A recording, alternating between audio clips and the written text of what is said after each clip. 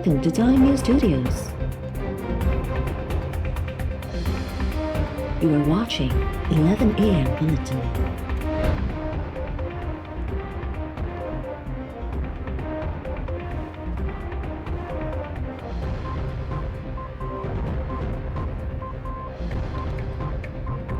Supreme court sugar bills के मुकर्रर x मिल rate ते खंड विकिरो करण जी मशरूत इजाज़त ॾेई छॾी।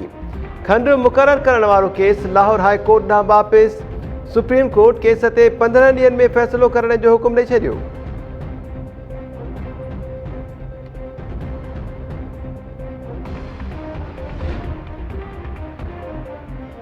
कराची में घर के बाहि लगी वही ॿिनि औरतुनि समेत 5 ॼणा फौत। मोहम्मद अली सोसाइटी मीरान शाह रोड ते घर में बाहि लगी दुए सबबि साह ॿुसाट ॼण करे ॿिनि औरतुनि समेत 5 घर भाती फौत थी विया। फौतुनि में शाज़िया, सबीहा, फरहत, अकबर ऐं सुल्तान मिर्ज़ा शामिल। पुलिस जो चवणु आहे त घर में शॉर्ट सर्किट थियण सबबि बाहि लगी वई। बाहि विसाइण दौरान हिकु फायर फाइटर सादिक हुसैन बि ज़ख़्मी थियो। घर में 7 भाती हुआ जिन मां 5 ॼणनि खे बेहोशी जी हालत में अस्पताल लियो वियो। डॉक्टर जो चवणु आहे त 5 ॼणनि जो मौत साह ॿुसाट ॼण सबबि थियो आहे।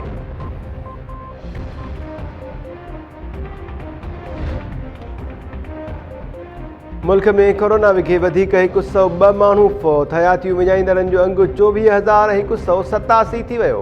कोरोना जा 4,934 नवां केसिस रिपोर्ट। मुतासिरनि जो मजमूई अंगु वधी 10,08,75।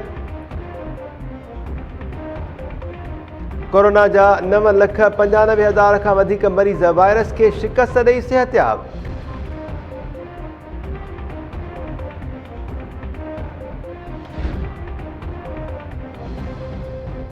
हाला वेझो औरत घुटा ॾेई क़तल। जवाबदार घर जो सामान बि खणी वियो। रेलवेज़ कॉलोनी में हयात ख़ातून भट्टी खे घुटा ॾेई क़तल कयो वियो। वाक़े बाद जवाबदार फरार। लाश 3 कलाकनि ताईं वाक़े वारे हंधि पयल। मक़तूल औरत जे पुट शाहिद भट्टी जो चवणु आहे त जवाबदार जो नालो अहसान बरोच ॿुधायो पियो वञे। वाक़े वारे हंध तां नशे वारियूं शयूं पिणु मिलियूं आहिनि।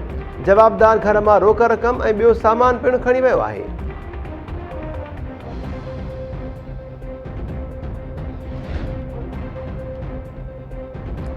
नवाज़ लीग जी नायब सदर मरियम नवाज़ जे पुट जी शादी तय थी वई। जुनेद सफ़दर ऐं सैफुर रहमान जी धीउ आयशा जी शादी 22 अगस्त ते लंदन में थींदी।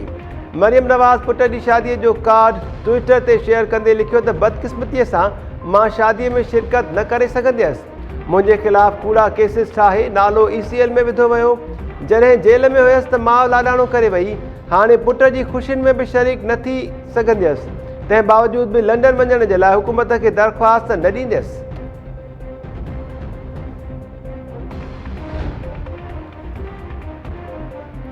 ऐं बर्गर खाइण जे लाइ हद खां वधीक वात पटण सबबि औरत जी ॼाड़ी भॼी पई। बरतानवी नारी स्टेवन्स अमेरिकी कंपनी जो वॾो बर्गर खाइण जे लाइ ज़रूरत खां वधीक वात खोलण जी कोशिश कई त संदसि ॼाड़ी भॼी पई। इस्पताल में 5 ऑपरेशन्स करे खेसि हथराधू ॼाड़ी लॻाई वई।